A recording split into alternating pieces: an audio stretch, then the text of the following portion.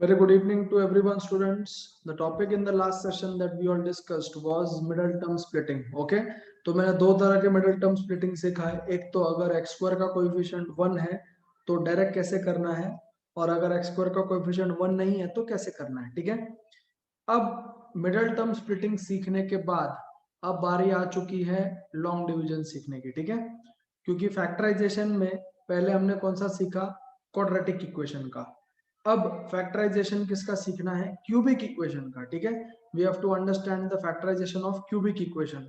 तो cubic equation का factorisation directly नहीं होता. Okay, for that we must know long division. Long division के जैसा एक दूसरा टाइप होता है.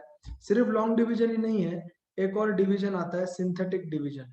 Okay, there is one more division called as synthetic division. इससे भी आपको फैक्टराइजेशन किया जा सकता है, बट कहीं कहीं पे आपको किसी किसी स्कूल में यह नहीं सिखाते हैं. यहाँ आपके एनसीईआरटी की टेक्स्ट बुक में नहीं है, इसीलिए मैं नहीं सिखा रहा हूँ. ठीक है, will be going with the process of long division. If the school teachers are ready to solve it by synthetic division, I'll teach you that also. I don't have any problem. Okay, तो बात आती है long division की. अब जब मैं आपको number दूंगा, मान लो अगर मैं आपको कोई नंबर दिया 2135 डिवाइडेड बाय 4 करो, मेरे को इसका क्वेश्चन बताओ और इसका रिमाइंडर बताओ. Can you all do the division for this. देखो ये तुम्हारा डिविडेंड है, this is your dividend, this is your what, divisor. आप अपने रफ वर्क्स में सॉल्व करो and tell me the question and remainder. yes students, solve this in your rough work and tell me the question and remainder. कर पाओगे solve इसको? करो solve, देखूं कितने लोगों का आंसर आता है, कितने लोग सादा डिवीजन कर सकते हैं, फिर हम लोग लॉन्ग डिवीजन के बारे में सोचते हैं. Yes, what is the remainder? कितना आता है रिमाइंडर?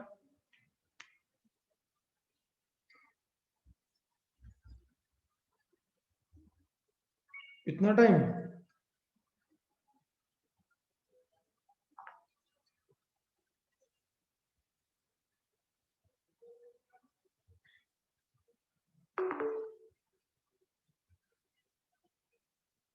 इतना time? Question and remainder, remainder तो 3 आया, और क्वेश्चन, क्वेश्चन कितना आया? 533. ठीक है, चलो 533 तुम्हारा क्वेश्चन आया. हाँ 533 क्वेश्चन, रिमाइंडर 3. चलो आई एक्सेप्ट इट. चलो आपको ये नॉर्मल डिवीजन तो आता है, लेकिन हम लोग यहाँ पे नॉर्मल डिवीजन नहीं सीखने आए हैं.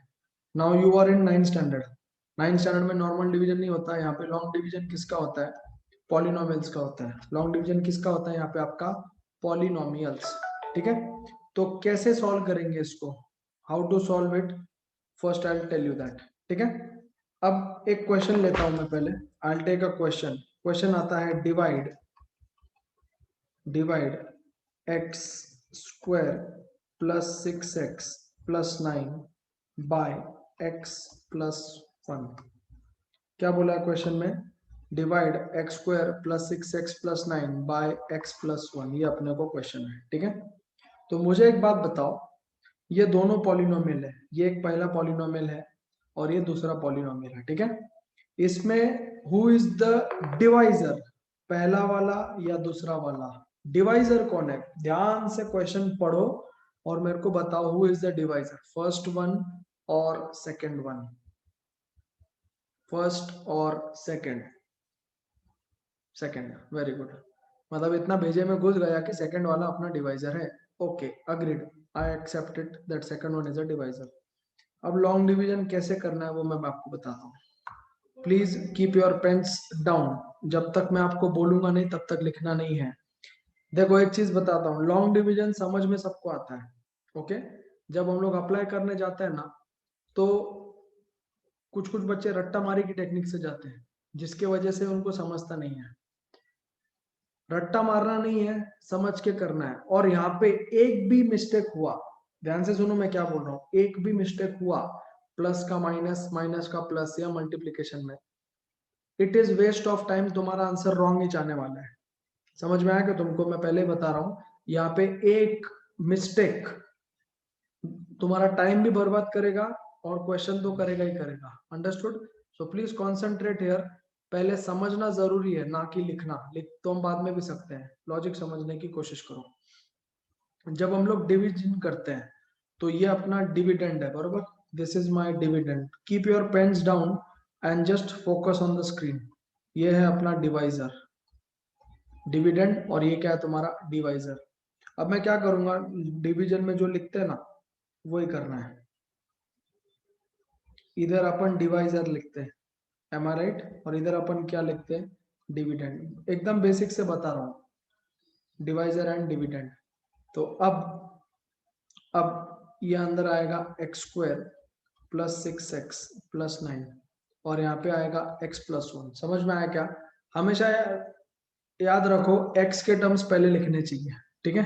मतलब यहाँ पे डिवाइजर आया अपना अभी। अब क्या करूंगा मैं, what am I going to do, how many terms are there in the divisor.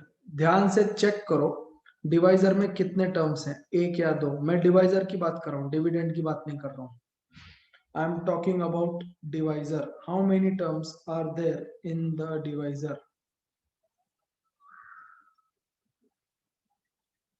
How many terms are there in the divisor? 2 3 4 5 6 7 8 9 10 11 12 50 100 150 300, कितने? ओनली 2 टर्म्स आर देयर, ठीक है। तो देखो ये जो पहली टर्म आती है, ये पहली टर्म है। दो टर्म है, योर आंसर इज करेक्ट। पहली टर्म डिवीजन के काम आती है। पहली टर्म किसके काम आती है? डिवीजन। और जो दूसरी टर्म है वो मल्टीप्लिकेशन के काम आती है। समझ में आया क्या?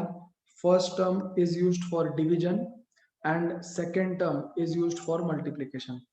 तो पहले टर्म के बाद जितने भी टर्म्स आएंगे वो सिर्फ मल्टीप्लिकेशन के काम आएंगे। समझ में आया क्या?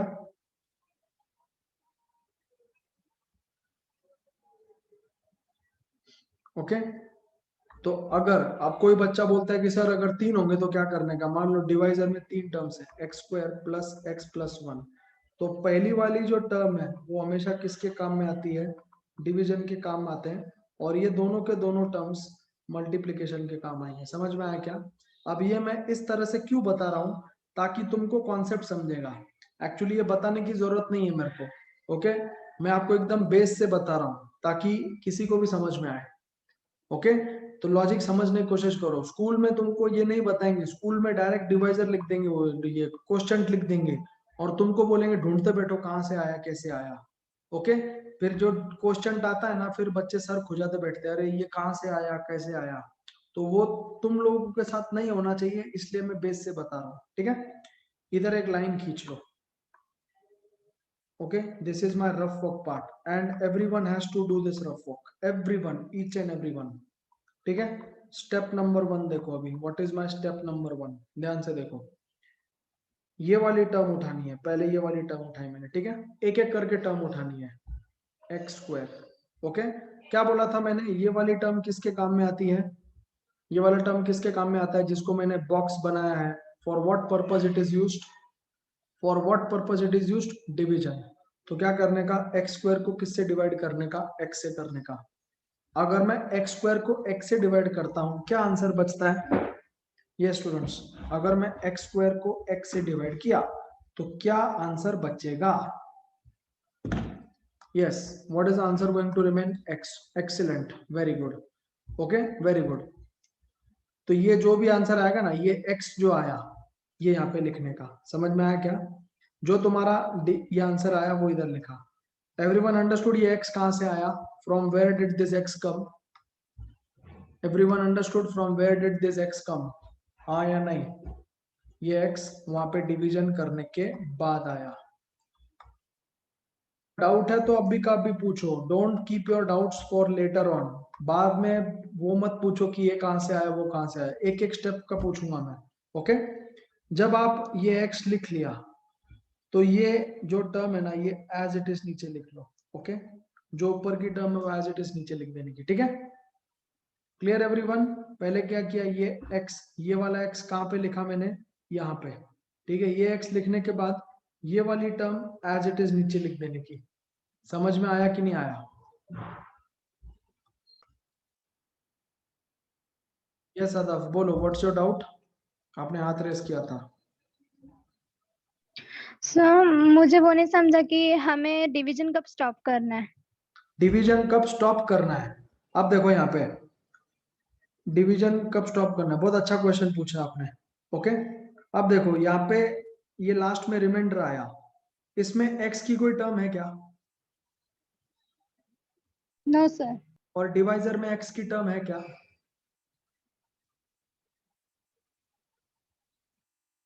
Divisor yes check sir. करो। हाँ तो देखो डिवाइजर में x की टर्म है लेकिन रिमाइंडर में x की टर्म नहीं है, तो डिवीजन पॉसिबल होगा क्या? No sir. समझ में आया कहाँ पे स्टॉप करना है? Yes understood. अच्छे से लिखो, रफ वर्क के साथ लिखो, जैसा मैंने लिखा है वैसा एज इट इज लिखना होगा आपको।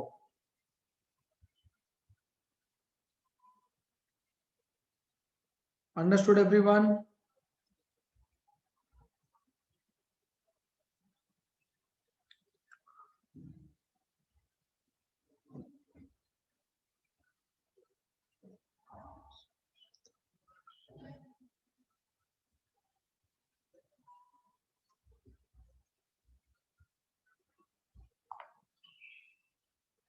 पक्का समझा ना बच्चों? प्रैक्टिस करने से आएगा, डोंट वरी, यही क्वेश्चन दोबारा रिपीट करेंगे ना तो हो जाएगा। ओके, प्रैक्टिस से ही होता है। यहाँ पे तुम और मैं बाहुबली नहीं है जो एक बार करेंगे हो जाएगा। तुम्हारी जगह मैं भी रहूंगा तो मुझे भी प्रैक्टिस की जरूरत पड़ती है कोई भी नई चीज जब सीखता हूँ तो। ओके, चलो let's move on to the next question. अब ये क्वेश्चन मैंने आपको जब ये टॉपिक रिमाइंडर थ्योरम का टॉपिक सिखा रहा था तब भी आपको मैंने क्वेश्चन कराया था। बताओ मुझे रिमाइंडर कितना आया था? Yes, what was the remainder at that time when I taught you? आपको मुझे अच्छे से याद है, मैंने बताया था कि सॉल्विंग के वक्त मैं ये बताऊंगा। रिमाइंडर कितना आया था इसका? आई गेस 1 आया था, मेरे को जितना याद है ना 1 रिमाइंडर था, है ना? रिमाइंडर 1 था इसका। ठीक है, अब हम लोग सॉल्व करते हैं। Let us solve this question and find out the answer. Pens down, concentrate here. Rough work के लिए ये कॉलम बना लो, make this column for rough work. आप रफ वर्क करोगे तो समझ में आएगा, मेंटली करने जाओगे कंफ्यूज हो जाओगे। Don't do it mentally at this particular stage. Mentally कर सकते लेकिन उसके लिए प्रैक्टिस चाहिए। X square plus 2x plus 1 और इधर x प्लस 2। ओके, तो स्टेप नंबर 1 में क्या करूंगा मैं? स्टेप नंबर 1 में क्या करेंगे हम लोग? एक्स स्क्वायर उठाएंगे, ठीक है। डिवाइजर की एक टर्म उठाने की, डिविडेंड की एक टर्म उठाने की। तो डिवाइजर का किससे डिवाइड करेंगे? x से। तो क्या बचेगा? एक्स स्क्वायर अपॉन एक्स का आंसर कितना आता है? कितना आता है? x। तो ये x कहाँ पे लिखना है? क्वोशिएंट में। ये x इधर लिख देना, ठीक है। जब ये x लिखोगे ये वाली टर्म को नीचे लेके आओ। समझ में आया? ऊपर वाला टर्म नीचे लेके आने का है, ठीक है। ठीक है, अब क्या करेंगे? Now what I will do, 2 को इससे मल्टीप्लाई करूंगा तो 2 इंटू एक्स कितना हो जाएगा? What is 2 into x? What is 2 into x? Plus 2x। आता है कि नहीं आता है? What is 2 into x? 2x आया? आया कि नहीं आया? 2 इंटू एक्स 2x। उसके बाद क्या करते हैं हम लोग? साइन चेंज, ये प्लस का माइनस, प्लस का माइनस। ओके, तो ध्यान दो, डायरेक्टली कैंसिलेशन कैसे होगा देखो।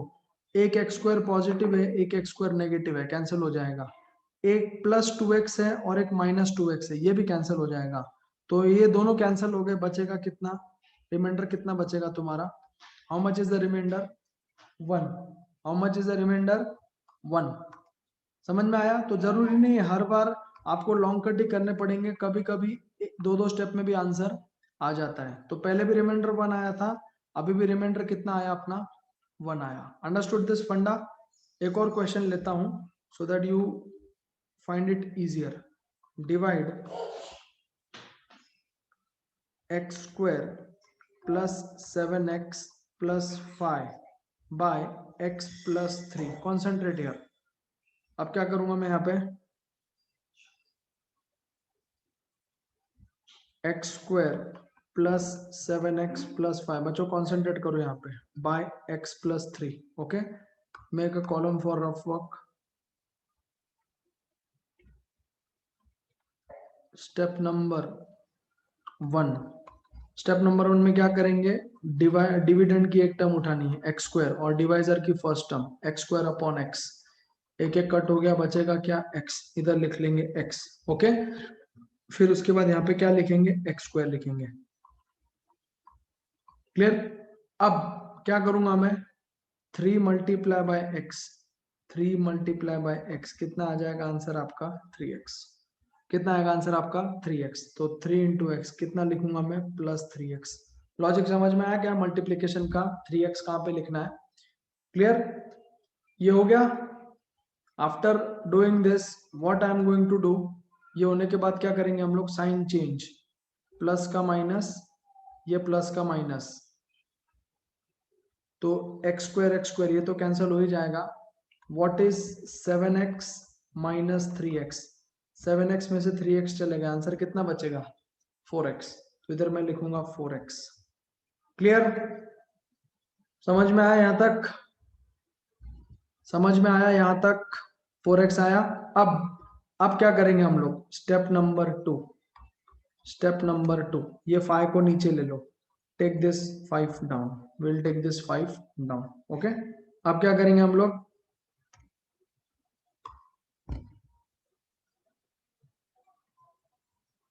अब क्या करेंगे हम लोग, ये 5 को नीचे ले लिया ना, अब फिर से ये 4x उठाएंगे, इसको किससे डिवाइड करेंगे, x से, तो x कैंसिल हो जाएगा, बचेगा कितना 4, x कैंसिल हो जाएगा, बचेगा कितना 4, ये 4 कहाँ पे जाएगा, इधर जाएगा। जो भी स्टेप करोगे उसका आंसर वो डिविडेंड में जाएगा, ठीक है। अब क्या करेंगे, यहाँ पे 4x लिख देंगे। अब क्या करेंगे, देखो 3 को किससे मल्टीप्लाई करेंगे, plus 3 multiply by plus 4, answer कितना आएगा प्लस 12, तो इधर मैं क्या लिखूंगा प्लस 12, समझ में आया। फिर क्या करते हैं हम लोग, मैंडेटरी है, कंपलसरी क्या करना है, साइन चेंज करना है, तो 4x cancel, plus 5 minus 12, answer कितना आएगा -7, तो रिमाइंडर कितना बचेगा -7 बचेगा। Understood this. तो जो मैं रफ वर्क लिख रहा हूं, यहाँ पे हर एक टर्म का आंसर मिलेगा कि कौन सा नंबर कहां से आया, हवा में से कुछ भी नहीं आ रहा है, nothing is coming from air, हवा में से कुछ नहीं आ रहा, कौन सा नंबर कहां से आया उस सब का कैलकुलेशन मैंने आपके यहाँ में लिख के दिखाया है। तो please don't write anything blindly, ये रफ वर्क लिख के रखो, आपने ये एग्जाम में नहीं भी लिखा तो भी चलेगा, लेकिन अभी के लिए आपके पास ये होना चाहिए जरूरी, ओके। सो ऊपर वाला क्वेश्चन और ये वाला क्वेश्चन दोनों का दोनों आप नोट डाउन कर लो, copy down both the questions together. Anyone finding this difficult, अभी धीरे धीरे करके आसान हो रहा है, ये students are you finding it easy now, समझ में आ रहा है थोड़ा थोड़ा धीरे धीरे करके, मेरे को पता है कि एक झटके में नहीं समझेगा, लेकिन धीरे धीरे करके आप दिमाग में इसको डाल सकते हो, okay. Note down both this questions together.